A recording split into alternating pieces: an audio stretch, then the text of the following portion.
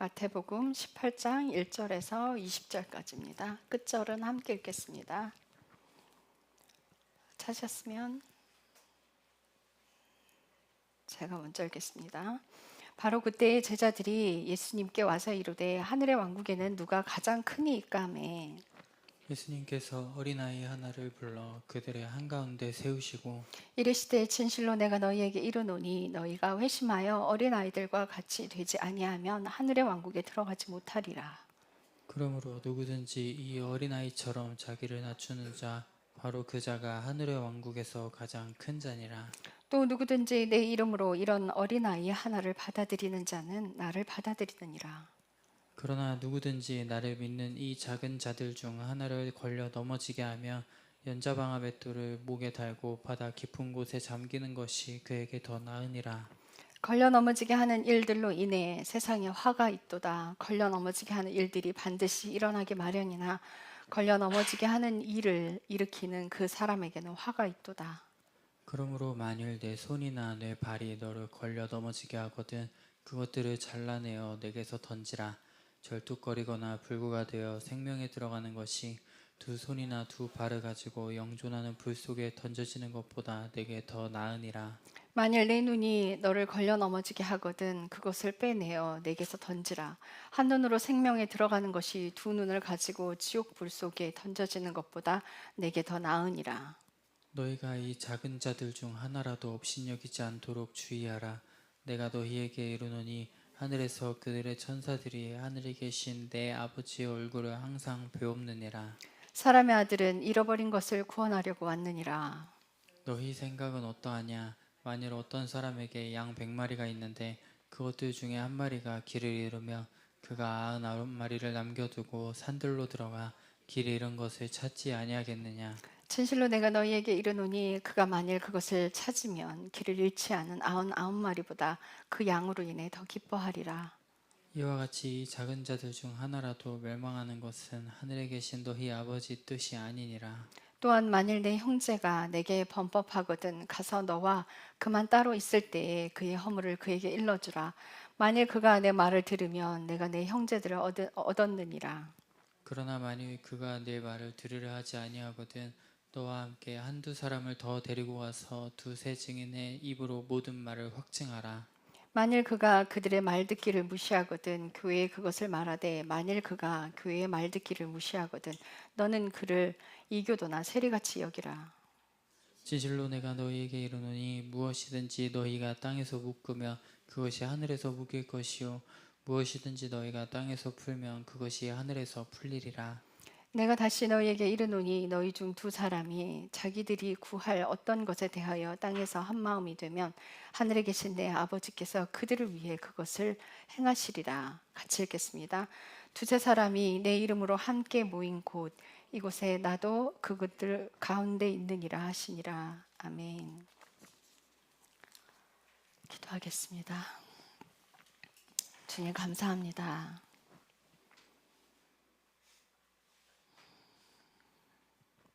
마음으로 깊이 사랑하고 순종을 마음에서 타기를 늘 기도하고 소망합니다. 입술로만 하나님을 사랑하는 것이 아니라 마음에서 먼저가 되고 삶에서 이어지기를 기도합니다. 말씀을 듣고 머릿속에 그냥 지식으로 남고 형식으로만 남지 않기를 삶으로 살아내는 믿음의 사람이 되기를 축복하고 기도합니다. 오늘 주신 이 말씀 주님께서 우리에게 살아내라고 주신 말씀입니다. 듣고 귀의 즐거움으로 주시는 것이 아니라 듣고 한 주를 살아가라고 주시는 말씀입니다. 우리의 삶에 주님의 말씀이 살아 움직이도록 삶에서 순종하는 사람이 되기를 기도합니다. 온전히 주님의 말씀만 흘러가기를 기도합니다.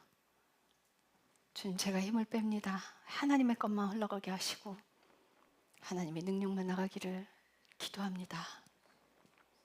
이 자리에 앉아있는 사람들 또한 말씀을 듣는 사람들 모두에게 축복하시고 주께서 같은 은혜로 부어주시기를 기도합니다.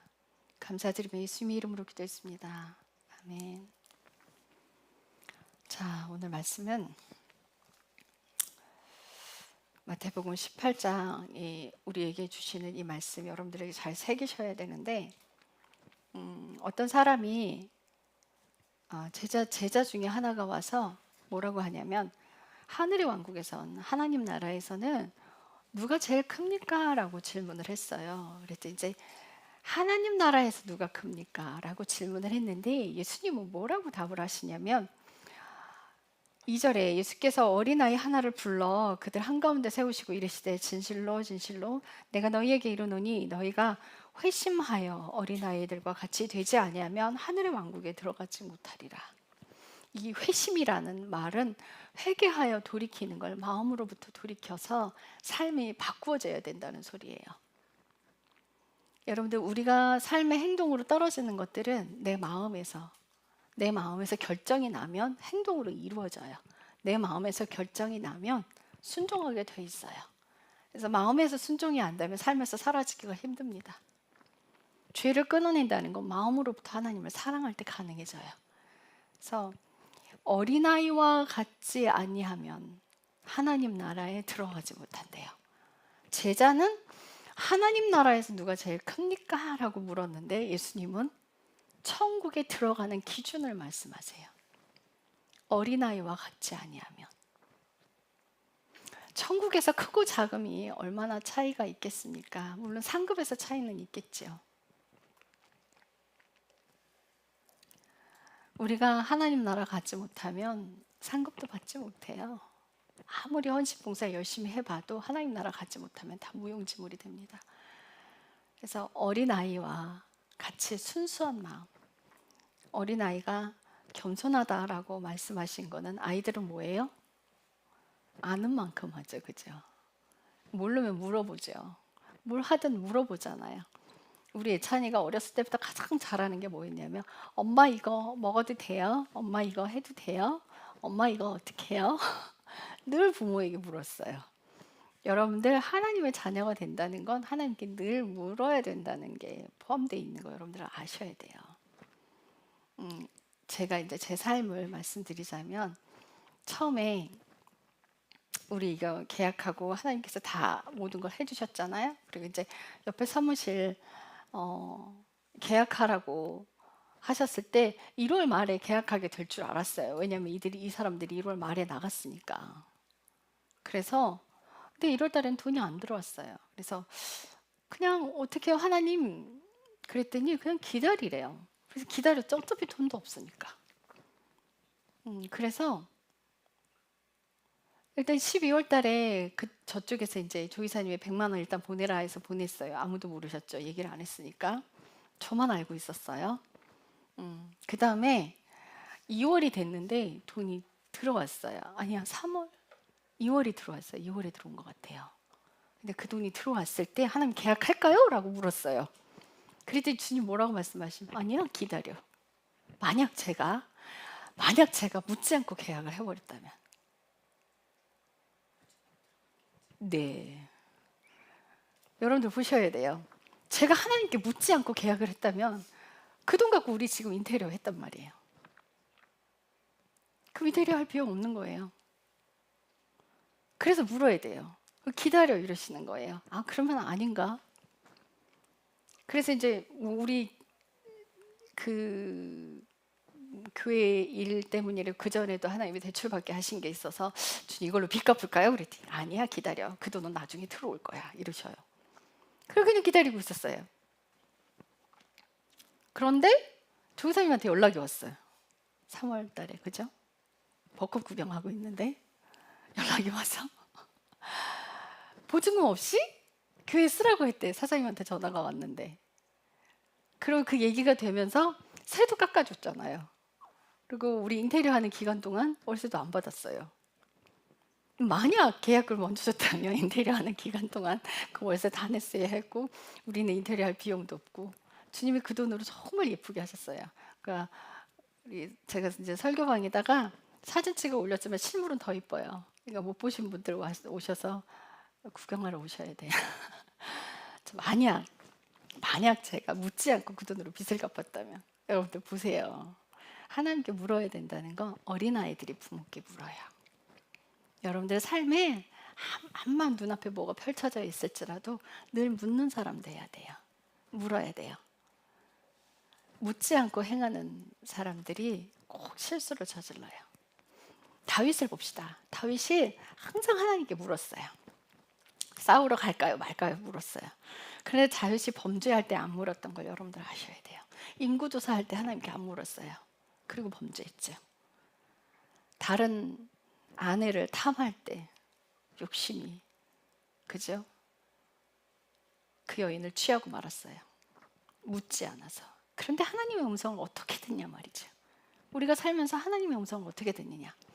여러분들 정말 내가 하나님 뜻대로만 살겠습니다 라고 순종하고 가는 사람들이라면 그 음성 듣게 되어 있습니다. 목적이 어디 있냐에 달려 있어요. 목적이 하나님께 순종할 것이 목적이 아니라 내 사업을 펼치기 위해서, 내 욕심대로 대학을 가기 위해서, 내 인생을 내 마음대로 개혁하기 위해서, 내 뜻대로 사는 그 인생에 하나님이 점쟁이가 되어주십사. 또한 하나님께서 내가 계획한 그 일들에 하나님께서 일해주기를 바란다면 그런 사람들에게는 하나님 음성 들리지 않을 거예요. 내가 모든 걸 다 드려 주님 뜻대로 순종하겠습니다. 당신의 뜻대로 순종하는 삶을 살아가면서 죄가 제거되는 길을 가겠습니다.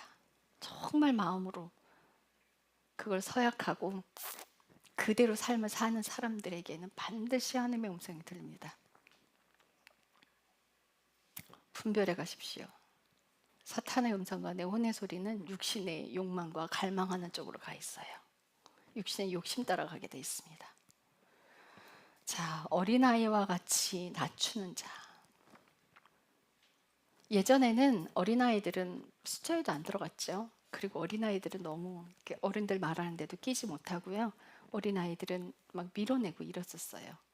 그래서 어른들한테 가까이 가지 못하고 아이들끼리 모여있는, 그리고 그 아이들은 자기의 자금과 낮음을 알았어요. 그래서 어른들에게, 부모에게 늘 의지하고, 아이가 부모에게 의지하듯 내가 하나님을 의지하는 거, 그렇게 의지하셔야 돼요. 아이가 저 높은 곳에 올라가서 아빠 나 뛸 거야 이래요. 그리고 아빠는 밑에서 받을 준비가 안 됐어. 근데 아이는 점프하고 뛰어버려요. 아빠가 놀라서 확 잡았어요. 아이한테 그런 용기가 어디서 나와요? 완전하게 믿는 거예요. 내가 언제 뛰어내려도 내 아버지는 나를 붙잡을 걸 믿는 거예요. 여러분, 하나님을 그렇게 의지하셔야 돼요. 세상을 창조하신 그 하나님이 가라고 말씀하셨을 때 눈앞에 아무것도 보이지 않아도 한 발 내디뎠을 때 하나님께서 일을 하신다는 걸 여러분들 아셔야 돼요.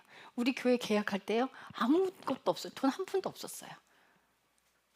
그때 보증금 딱 2천만 원 넣고 계약서 쓰고, 뭐 인테리어 아무것도 없었죠. 아무것도 없는 상태에서 하나님께서 일하셨어요. 물론 여러분들 모아둔 돈 다 헌금하셨죠. 힘이 지나도록 헌금하셨어요. 근데 그것들을 다 하나님의 음성을 듣고 헌금했죠. 주님의 일하시는 그 계획 안에 하나님의 명령대로 했을 때 하나님이 일하시는 거예요. 보통들은 개척교회 시작하면 돈이 없어서요, 이렇게 비싼 의자 못 놔요. 우리 교회 의자 되게 비싸요. 다 비싼 걸로 했어요. 음향도 전부 다 비싼 걸로 하고. 하나님이 일하시는 건 사람이 일하는 것과 같지 않습니다. 내가 아버지께 완전히 맡긴다면, 내 삶을 완전히 맡긴다면 내 인생의 계획은 하나님께서 하시는 거예요. 나는 주님의 뜻대로 살아갈 때, 하나님 나라와 의를 위해서 기도할 때 내 인생을 계획하시고 내 인생이 일하시는 건 하나님이 하시는 거예요. 내가 배고픈지 다 아세요. 내가 뭐가 필요한지 다 아세요. 그 예전에는 기도하지 않았는데도 아주 사소한 것까지 하나님께서 해주시는 걸 보고 제가 엄청나게 깔깔거리고 웃었어요. 제가 랜드로버 신발을 되게 좋아해요. 편해서. 단화하잖아요, 그 신발이. 그래서 그 신발 굉장히 오래 신고 다녔는데 밑창이 닳아서 비 오는 날 신었는데 비가 새서 들어오는 거예요, 물이. 그래서 그때는 이제 광야 갈 때라 기도도 안 했어요. 아, 나 이거 한 개 더 있었으면 좋겠다 하고 생각만 했어요. 그랬더니 금강제가 상품권이 들어오더라고요. 그냥 생각만 했어요. 하나님 주세요라는 말도 안 했어요. 그래서 좋은 걸로 샀어요. 이게 생각만 했어요. 여러분들 하나님 자녀이면 하나님께서 먹이고 입히세요. 아무 걱정하지 마세요. 그래서 낮은 자리에서 이 겸손하다는 뜻은 단지 조용하고 자기 자신을 드러내지 않는 것만을 이야기하는 게 아니에요. 어린아이와 같이라는 그 말 뜻을 여러분들 잘 새기셔야 돼요. 어린아이와 같이 부모에게 의지하는, 완전히 부모를 의지하는, 여러분 하나님을 완전하게 의지하고 가는 사람 되어야 돼요. 그런 사람이 믿음의 사람으로 성장합니다. 그럴 때 하나님을 경험하게 돼요. 내 나약한 믿음을, 내가 하나님을 믿고 의지했을 때 하나님이 내 삶에 일하시는 걸 보면서 내 믿음이 성장해 가요. 그걸 단계별로 성장해서 올라가야 돼요. 그렇게 어린 아이들과 같이 돼야 하나님 나라 갈 수 있어요. 자, 교만은요, 교만한 자는 사탄이 가장 좋아해요. 여러분들 늘 삶에서 겸손하게 행동하시는 분들 되셔야 합니다. 자, 6절 보십시오. 그러나 누구든지 나를 믿는 이 작은 자들 중 하나를 걸려 넘어지게 하면 연자방아 맷돌을 목에 달고 바다 깊은 곳에 잠기는 것이 그에게 더 나으리라. 누구를 걸려 넘어지게 하든 연약한 어린아이와 같은 자를 걸려 넘어지게 하는 일을 한다면 연자방아 맷돌을 목에 달고 바다에 빠져 죽는 게 더 나을 거래요. 자, 7절에 걸려 넘어지게 하는 일들로 인해 세상에 화가 있도다. 걸려 넘어지게 하는 일들이 반드시 일어나기 마련이나 걸려 넘어지게 하는 일을 일으키는 그 사람에게는 화가 있도다.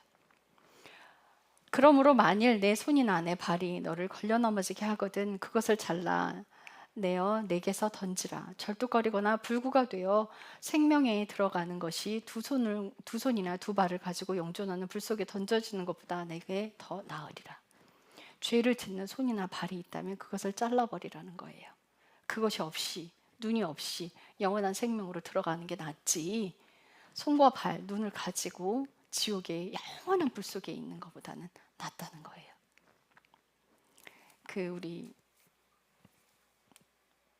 우리 도박하는 사람들 손을 자르지 않으면 못 끊는다고 하더라고요. 절대 못 나온대요. 그러면 만약 손을 잘라버리면 다시는 그걸 하지 못할 테니까, 손이 없으니까.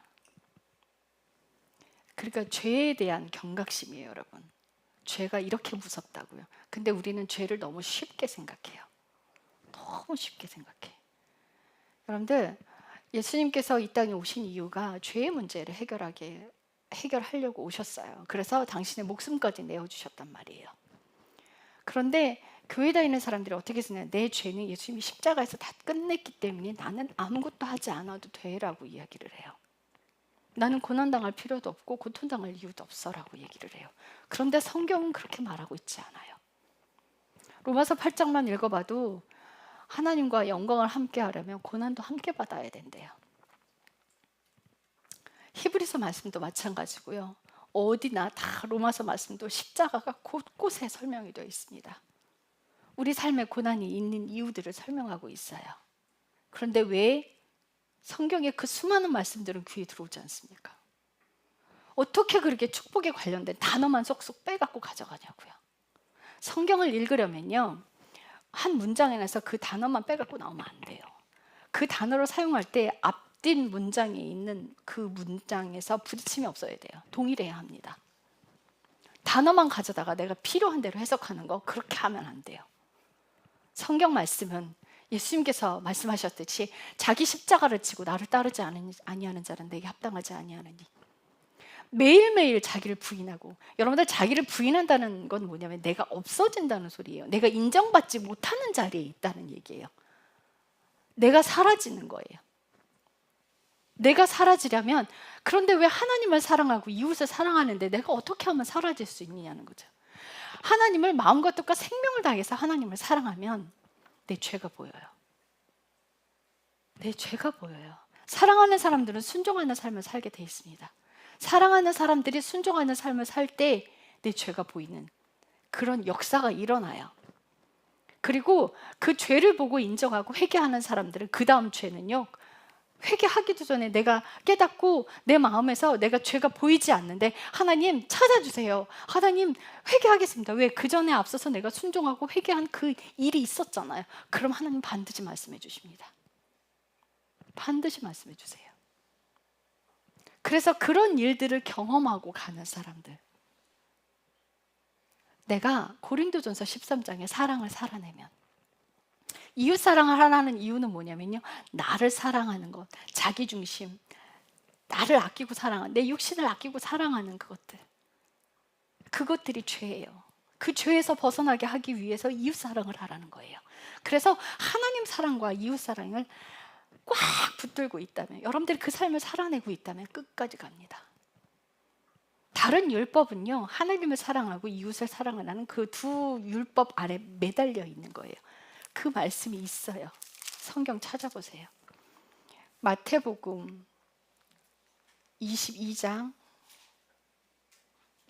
35에서 40절까지. 마태복음 22장 35절에서 40절까지.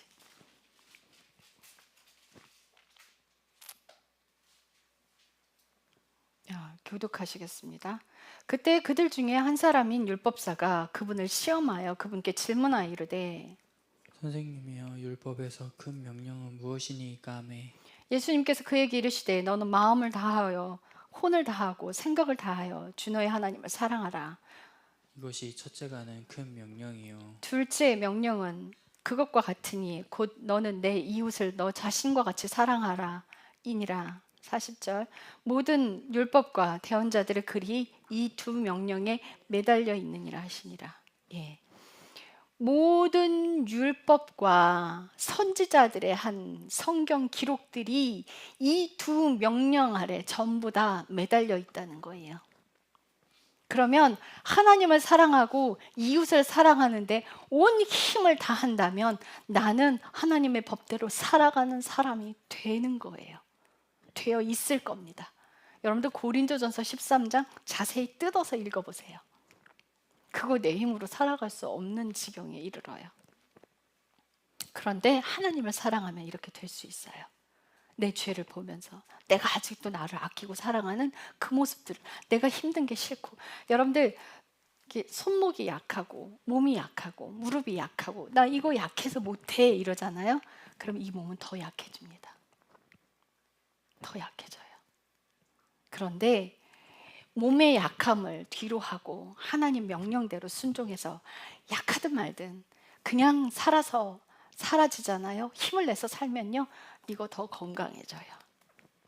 제가 학부 4학년 때 마지막 학기 때 우리 현장 실습이 있는데 10시간을 사회봉사를 해야 돼요. 그래야 그건 그냥 점수가 아니라 패스페일이에요. 패스하느냐 페일하느냐예요. 그래서 그 10시간을 제가 교양 과목을 1학년 때 신청을 했는데 그 교양 과목에 뭐예요? 대학 사회봉사론이라는 과목이 있었어요. 아무 생각 없이 그걸 신청을 해. 거기서 30시간이 사회봉사가 있는 거예요. 그래서 40시간이 돼버렸어요. 합쳐서.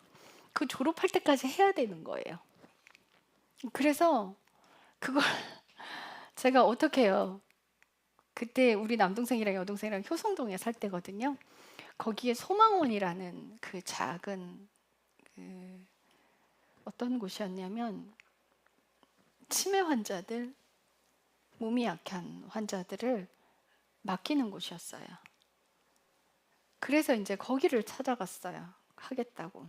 근데 제가 그때 손목이 한 백화점 다니면서 박스 많이 들고 이래갖고 인대가 자주 망가지고 늘어났었어요. 그래서 이제 손목이 한참 또 시큰시큰 아파올 때거든요. 근데 내 손목 아프다고 봉사하는 일 게을리할 수 없잖아요. 그래서 파스 붙이고 여기다가 압박붕대 하고서는 일했어요. 그래서 군소리 안 하고 다 했어요.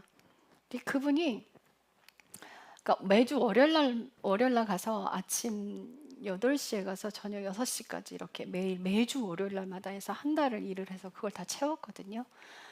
근데 이제 거기 원장님이 여자분이었어요. 사모님이셨는데 여자분이셨는데 저를 시험하려고 했었는지 어쨌는지 모르겠는데 뒷뜰에서 그 왜 치매 환자들 대변 싸갖고 팬티 벗어서 그냥 똥채 그냥 버려놓은 그것들을 다 주워다가 제 앞에 갖다 놓고 창고 다 열어갖고 싹 다 꺼내서 가져오시고 이러더라고요. 그래서 군소리 하나 그걸 다 했어요. 팬티 그거 다 빨아갖고 똥 버리고 팬티 다 빨아갖고 삶아서 널어놓고 이랬거든요. 근데 제 손목 아프다고 게을리할 수 없어요. 여러분들 하나님의 삶도 똑같아요. 갔으면 충성을 다해야 돼요. 하나님께서 내게 맡기신 일 충성을 다해야 되고 손목 아프다고 게으름 피우면요 손목 더 아파져요. 큰일 나요. 순종할 때 하나님께서 내 몸은 건강하게 하시는 거예요. 그래서 마지막 날 그 사모님이 그러시더라고요. 이렇게 기억에 남는 사람은 사진을 찍어놔야 된다고. 사진같이 찍자고. 그러니까 어떤 할머니가 저한테 와서 뭐라 그러시냐면 와서 봉사하러 오는 사람들 보면 도장만 받아가지 일하는 사람 없고 빗자루 들고 왔다 갔다 놀기만 하지 이렇게 와서 입 다물고 일만 하는 사람 처음 봤대요. 여러분 모든 일을 그렇게 하셔야 돼요. 여러분 일처럼 하세요. 남의 일을 도울 때 내 자식한테 하듯 내 삶에 내 일을 하듯 그렇게 하셔야 돼요. 그래야 하나님께서 여러분들의 건강을 지켜주십니다. 게으름 피우잖아요. 내 몸 아끼고 사랑하면요 여러분들 안 죽어져요. 그래서 이웃 사랑하라는 거예요. 이웃을 사랑하면서 내가 나를 얼마나 아끼고 사랑하는지 여러분들 그 죄를 보셔야 돼. 그렇게 삶을 살아갈 때 걸려 넘어지게 하는 그런 일들을 하지 않게 됩니다. 교회 안에서 교회 사람들 때문에 상처받고 교회 떠나는 사람들이 있어요. 이거 다 다른 사람 하나님 떠나게 하는 일이요. 다 걸려 넘어지게 하는 일이에요. 절대 그렇게 살지 마세요. 상처 주는 일 하지 마세요. 사랑하세요. 아끼고 사랑하십시오. 여러분들 교회 들어오는 사람 전부 아끼고 사랑하세요. 그리고 왜 여러분들 밥 먹을 때 제 옆에 좀 앉아요. 제가 잡아먹어요. 왜 밥 먹을 때 제 테이블에 안 와요?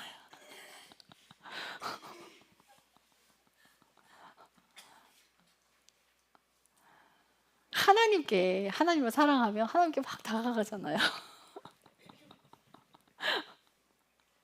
여러분들 끼리끼리 앉지 말고 몸이 자동으로 움직이는 거죠, 그죠? 자, 다른 사람들 교회 처음 오는 사람들이 있다면 내가 의식하고 그들 곁에 가서 앉아야 돼요.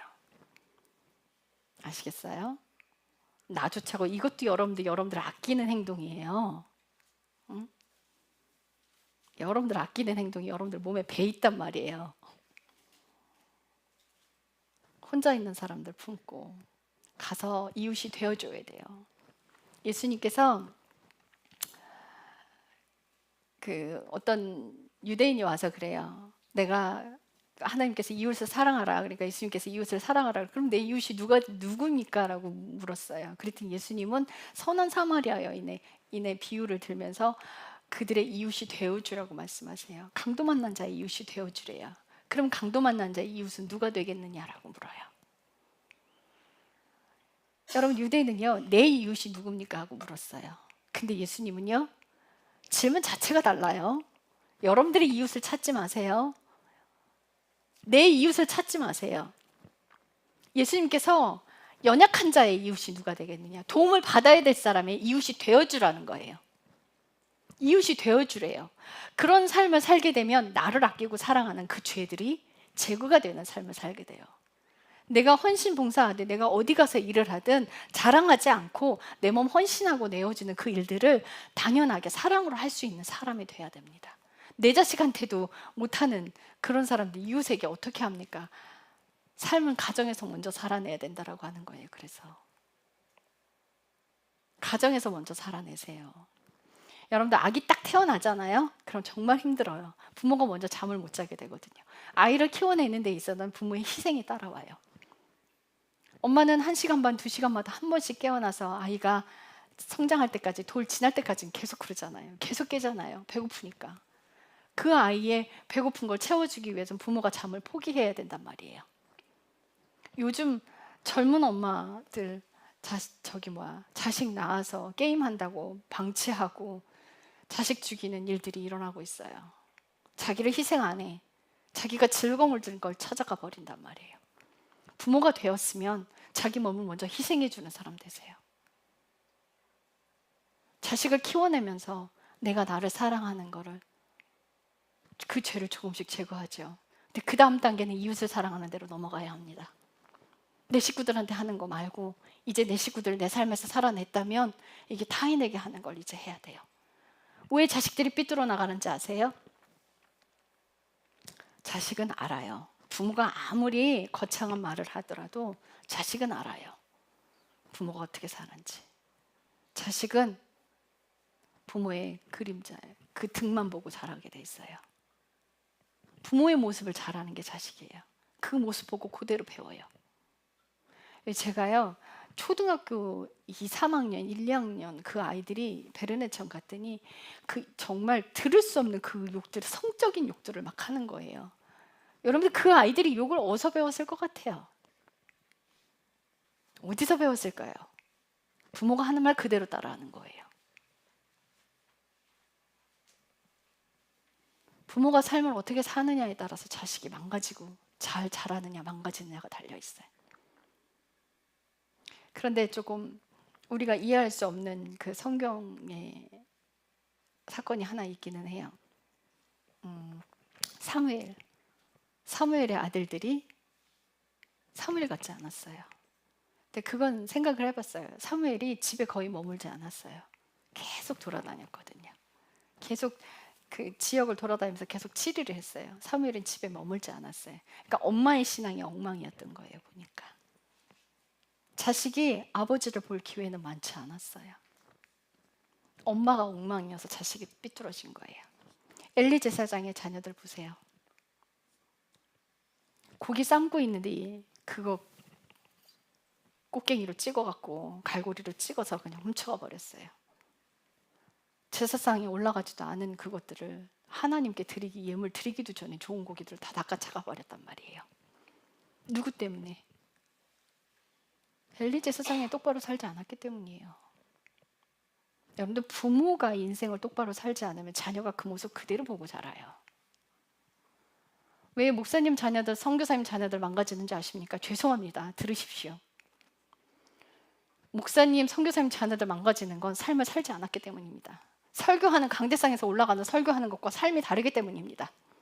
만약 선포되는 말과 삶이 같다면 자녀들 삐뚤어지지 않습니다. 선교사님 자녀들 망가지는 거 삶을 살지 않기 때문입니다. 죄송합니다. 부모가 똑바로 산다면 자녀들 삐뚤어지지 않습니다. 이용규 선교사님 제가 굉장히 존경해요. 그분 자녀들은 바로 자랄 거라 믿어요. 부모가 똑바로 산다면 자녀는 따라가게 돼 있어요. 목사님들, 이런 목사님들 있어요. 아니요, 바르게 사시는 목사님들 많습니다. 많습니다만 교회가 욕을 먹고 교회가 잘못된 데는 잘못 가르쳤기 때문이에요. 잘못 가르쳤기 때문이에요. 돈 벌려고 목사하면 안 돼요. 부흥은요, 자릿수 채우는 게 부흥이 아니에요. 회개의 물결이 부흥이에요. 내 삶에 하나님을 따라간다는 것, 돈과 명예를 따라가는 길이 아닙니다. 잘못 가르치는데 전부 다 걸려 넘어지게 하는 일들이에요. 부모가 삶을 잘못 사는 거 내 자식 걸려 넘어지게 하는 일들입니다. 걸려 넘어지게 하는 일들은 일어날 것이냐, 그 일을 하는 사람이 되지 말라고요. 교회 떠나게 하는 사람들, 교회에서 상처받고 교회 떠나는 사람들, 그 일의 주동자가 되는 사람 되지 마세요. 제 친구가, 이 세콤 해주는 그 친구가 굉장히 괜찮은 친구인데 교회를 다녔어요. 어머니 말씀 듣고 교회를 다녔는데 목사님 때문에 상처받고 교회를 떠나버렸어요. 다시는 교회 안 간대요. 그래서 제가 그랬어요. 그래, 사람 보지 마라. 하나님 보자. 하나님을 바라보자. 사람 보고 상처받아 하나님 떠나지 말아서 내 지옥 가는 인생 살지 마라. 제가 우리 어머니, 친정어머니 얘기를 가끔 하는데 우리 어머니 정말 불쌍하게 살았단 말이에요. 정말 불쌍하게 살았어요. 이게 가게 흐르는 저주예요. 어머니가 학대받고 자랐기 때문에, 계모 밑에 자랐기 때문에 자식을 학대했어요. 네, 그걸 끊어내는 게 하나님께 순종하면 끊어내집니다. 근데 우리 어머니가 그런 고된 인생을 살아왔어요. 그래서 제가 매를 맞으면서 무슨 생각을 했냐면요. 저는 교회 다녔단 말이에요. 어렸을 때부터 교회 다닌다고 많이 맞았어요. 많이 맞았어요. 우리 동생들은 나가서 노느라 매 맞는 거 많이 못 봤어요. 근데 우리 엄마 한번 때리기 시작하면요, 제 몸이 피투성이가 되도록 때려요. 머리셋을 끌고 다니면서 온 동네를 다 끌고 다니면서 패면서 머리털이 여기 뽑혀갖고 곪은 적도 있었어요. 분풀이, 삶의 스트레스 해소. 목사님들이 말은 거룩하게 하고 집에 가서 풀 곳이 없어 아내 때리시는 분들 많습니다. 자식 학대하시는 분들이 있습니다. 그런 목사님들. 내가 말하는 대로 살지 못해. 겉에서는 거룩한 척 해야 되고 집에 가서 자신의 모습이 들춰질 수밖에 없거든요. 집에서도 밖에서도 똑같은 사람 되셔야 돼요. 똑같은 사람 되셔야 돼요. 저를 모함하는 사람, 이번에 교회 일 터지면서 저를 모함하는 일이 있었죠. 네, 우리 사부님에 대한 욕을 하면서 그 얘기도 들려왔어요. 근데 우리 사부님 그래요. 제가 우리 사부님 사랑하는 거 본인이 더 잘 알아요. 본인이 더 잘 알아요. 느껴요. 암만 외부에서 욕을 해도요, 안 먹혀요. 왜? 본인이 더 잘 알거든. 내 자식이 다른 데서 다른 사람이 부모 욕을 한다 할지라도 내 자식이 부모를 알아요. 그러면 자식은요, 부모 편 듭니다. 그래서 여러분들이 삶에서 살아낼 때 나를 따라오는 사람들이 바르게 되는 거예요. 내 자식들이 바르게 되고, 교회가 바르고 건강하게 되고, 내가 똑바로 사는 사람 돼야 돼요. 걸려 넘어지게 하는 일들은 있을 것이나 그런 일들을 자행하는 사람이 되지 마십시오. 예수님이 그 말을 들으시면서 말씀하시면서 그래요. 이제 100마리 양 중에 한 마리의 양을 잃어버렸어요. 근데 99마리 남겨두고 한 마리를 찾으러 간대요. 그 99마리가 덜 사랑한다는 얘기는 아니에요. 이들은 너무 순종 잘하는 사람이 놔둬도 믿는 거예요. 그 자리 지키고 있을 거라 믿어요. 그래서 그 한 마리의 어린 양을 찾아서 헤매서 그 한 마리의 양을 찾았을 때 끌어안고 오시는 거예요. 회개하고 돌아오는 자를 그렇게 좋아하세요. 여러분들 교회를 떠났다 할지라도 하나님 앞에 돌아오는 것을 망설이지 마십시오. 주님은 선하신 분이고 사랑이 한없으신 분이 회개하고 돌아오는 사람들은요, 반드시 다시 품으십니다.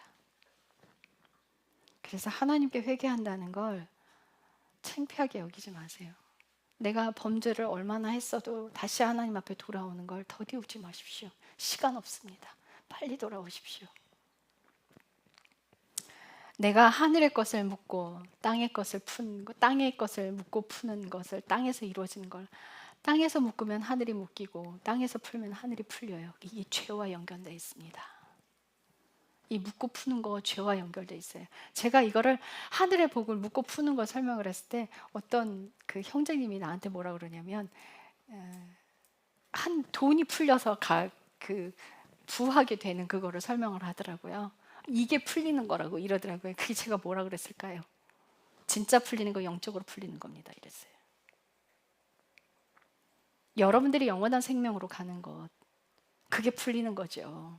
육신적으로 축복을 받는 게 풀리는 게 아니라 죄 아래 있지 말고 하나님 안으로 들어가서 하나님의 기름 부음, 하늘의 것, 내 자아가 완전히 죽어지고 충만하게 하나님의 것으로 채워지는 그런 사람이 되십시오. 그래서 그런 사람들은 묶인 거 풀 수 있습니다.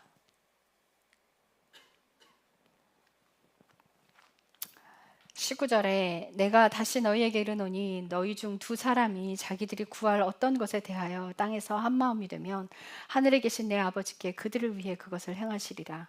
두세 사람이 내 이름으로 함께 모인 곳, 그러니까 교회 다니는 사람 두세 사람이 모이는 것을 이야기하는 게 아니에요. 20절에 보면요, Together in my name, in my name, 인의 조건이에요. 예수님의 이름이 있는 사람, 예수님이 주인 되어 있는 사람, 그 안에 예수님의 이름이 있습니다. 예수님이 주인으로 들어가 있는 사람들, 그들이 모인 두세 사람이 모인 곳에 예수님이 함께 하신다는 뜻이에요. 단지 교회 다니는 사람들 얘기하는 게 아니에요. 요한복음 15장에 말씀하시는 건 내가 네 안에, 네가 내 안에 있는 그 인의 조건이 합당한 사람들은요, 그가 구하는 건 다 이루어집니다. 그런 사람들은요, 자기 육신의 욕망을 갈구하지 않습니다. 하나님의 뜻대로 구하는 사람이 되어 있습니다. 인의 조건으로 들어가야 돼요. 여러분들, 여기 이 안에 또 어떤 말씀이 있냐면 15절부터 17절까지 어떤 형제가 범법하거든 1대1로 가서 얘기해라. 그래서 그것을 권고해요. 여러분들 그 허물을 권고해 주는 거예요. 권면해 주는 거예요. 네가 이거는 합당하지 않다. 나쁜 거다. 고쳐라. 이야기를 했는데 하지 않을 경우에 두세 사람을 데리고 가서 이 얘기해서 또 안 되면 교회 이 얘기해서 그가 듣지 않으면 믿지 않는 사람 취급하라고요. 이건 하나님의 백성이 아닌 거예요. 자, 그런데 여러분들 이걸 잘 보셔야 돼요. 마태복음 7장 1에서 5절 가면 뭐라고 돼 있냐면요. 먼저 형제의 눈에 티를 빼려거든 네 눈에 들보 먼저 빼라 돼 있어요. 로마서 2장 뭐라고 돼 있냐면 판단 정죄하지 말라고 돼 있어요. 여러분 이거 잘 보셔야 돼요. 내가 만약 그 형제에게 말을 한다면 내가 삶을 살아내고 있는 사람이어야 합니다. 그런데 내가 삶을 살지 않는 상태에서 예수님의 제자가 아닌 상태에서 누군가에게 권면할 수 있는 자격이 안 되는 거예요. 이런 경우는 할 수 있어요. 성도들이 담임 목사 욕을 막 해요. 어떤 사람이. 그러면 하지 마라. 그건 할 수 있어요. 왜? 그건 정말 해서는 안 되는 거니까. 하지 마라 권면할 수 있어요. 근데 내가 삶을 살아냈을 때 다른 사람에게 말할 수 있는 자격이 됩니다. 근데 여기서 말하는 건 여러분들 권면이에요. 사랑의 마음으로 하라는 거예요. 판단 정죄하는 게 아니에요. 유대인들, 율법사들이 판단 정죄했어요. 자기는 삶을 살지 않으면서. 사랑하는 마음이면요. 사랑이 보여요. 사랑하는 마음이면. 여러분들 온전히 삶으로 살아낼 때 걸려 넘어지게 하는 일도 안 하고 여러분들 하나님 안에 영원한 생명으로 가는 길을 끝까지 갈 수 있습니다. 우리가 주님과 함께 동행한다는 것 단지 교회 다니는 것이 아니라는 거 여러분들 기억하셔야 돼요. 그래서 타인에게 험한 말 하지 말고 욕하지 말고 그런 말이 화가 났을 때 내가 스트레스 해소할 곳이 없으면 막 터져 나오거든요. 그래요. 세상 사람들은 그래요. 스트레스 해소할 곳을 어디든 찾아서 그 스트레스를 해소를 해라. 안 그러면 병이 된다. 근데 예수 믿는 우리는 그렇지 않습니다. 육신적으로 어디에 스트레스 풀고 그렇게 풀면 안 돼요. 내가 내 죄를 회개를 잘하면요. 이 스트레스 안 쌓여요.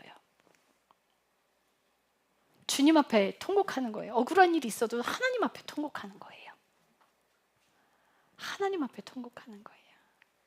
그 통곡하는 일들을 할 때 여러분들이 바른 삶을 살게 돼요.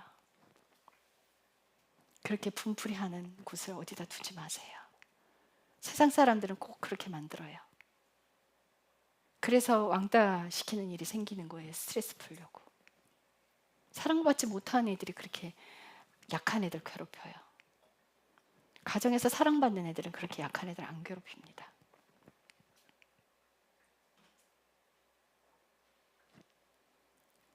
품는 사람 되십시오. 여러분들의 힘으로는 불가능할 겁니다. 이웃 사랑하는 거 여러분들 힘으로 불가능할 겁니다. 그 삶을 살아낼 때 내가 얼마나 나를 아끼는 사람인지 여러분들 회개하고 그 삶을 살아내셔야 돼요. 내 자식을 키우면서도 내가 내 몸을 얼마나 아끼는지 봐야 돼. 헌신봉사하면서 내가 내 몸을 얼마나 아끼고 있었는지 여러분들 보셔야 돼요.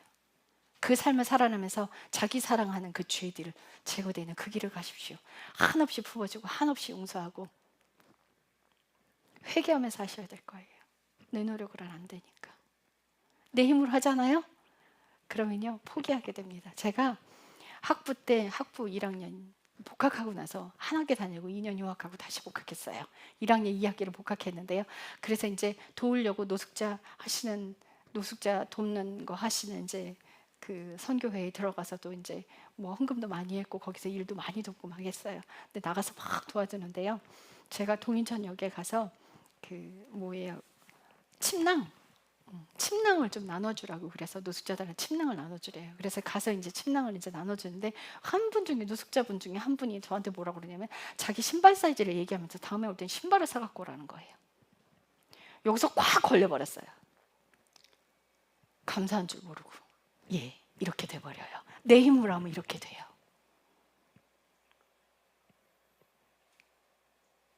사람들은요, 받으면 그걸 당연하게 여겨요. 주니까 당연하게 받고 당연하게 요구해요. 감사한 줄 모르고. 그게 마음에 꽉 걸리는 거예요. 와서 미운 거예요. 그래서 제가 노력으로는 안 되겠더라고요. 그래서 엎드려서 통곡하고 울고 하나님한테 뭐라고 하든 하나님, 예수님 심장 주세요. 도대체 제 마음으로는 전 쓰레기라 제가 할 수가 없어요. 예수님 심장 주세요. 예수님 눈 주세요. 예수님 손 주세요. 예수님 발 주세요. 기도를 하는데 그게 안 되게 돼요. 예수님 되게 해주세요. 예수님이 이 땅에 오셔서 섬기셨던 것처럼 그렇게 섬기다 가게 예수님 되게 해주세요. 그렇게 예수님 되게 해주세요. 울부짖었어요. 그랬더니 주님이 제 삶을 고난으로 이렇게 밀어넣으시더라고요. 왜요? 제가 죽어야 하니까. 예수님이 되지 않으면 그 인생을 살아갈 수 없겠더라고요. 그래서 그 삶을 살면서 제가 아직도 저를 아끼는 거를 회개했어요. 여러분들 그렇게 가셔야 돼요. 그런 삶을 살 때 내가 누구도 걸려 넘어지게 하는 일이 없는 그런 사람이 되는 거예요. 하나님과 소통하는 사람 되십시오. 하나님과 하나가 되는 사람 되십시오. 여러분들 만약에 내가 누군가에게 화를 냈다면 회개하십시오. 그 사람에게도 사과하십시오. 그렇게 회개하는 삶을 살면요 돼요. 화가 안 나는 그 지경에 이르게 돼요. 자꾸 다른 사람에게 스트레스 안 풀어도요 하나님 앞에 소통하는 사람 되시면 하나님 제가 아직도 제 화를 갖고 있어요. 이거 용서해 주세요. 계속 반복해서 그걸 고쳐가려고 하고 노력하고 누군가가 안 좋은 소리를 해도 쓸어내리고 회개하고 그러면 여러분들의 삶의 평안이 찾아요. 어디에도 흔들리지 않는 사람 됩니다. 우리 현진이가 처음 저희 집에 왔을 때 얘가요 감정 기복이 심한 애였어요. 그래서 상처도 잘 받고 울기도 잘 울고 엄마도 자주 보고 싶고 막 울어요. 울면 내버려둬요. 울게 내버려두고 저는 그냥 제 할 일 해요. 그래도 방문 열어봐요. 다 울었냐? 나와라. 그러니까 안 받아주니까 이게 안 울게 되는 거예요. 제가 어디에도 안 흔들리니까 자기 마음의 중심을 잡게 되더래요. 근데 그걸 사랑으로 해야 돼요. 무관심으로 하는 게 아니에요. 그래서 늘 아끼고 맛있는 거 해주고 품어주고 사랑해주고 나를 아끼는 사람 되지 마십시오. 기도하겠습니다. 주님 감사합니다. 자기 사랑은 죄입니다. 화를 내는 것도 죄입니다. 마음에 분이 있기 때문입니다. 자기를 아끼기 때문에 화를 내는 것입니다. 이웃을 사랑한다는 건 자기가 없어지는 길을 가는 길입니다. 오직 온 마음과 뜻과 생명을 다해서 하나님을 사랑할 때 그 힘이 이겨낼 수 있는 힘이 올 것입니다. 우리가 삶을 살아가는데 가장 큰 율법, 하나님을 사랑하고 이웃을 사랑하는데 모든 것에 해답이 있습니다. 이것이 마스터 키입니다.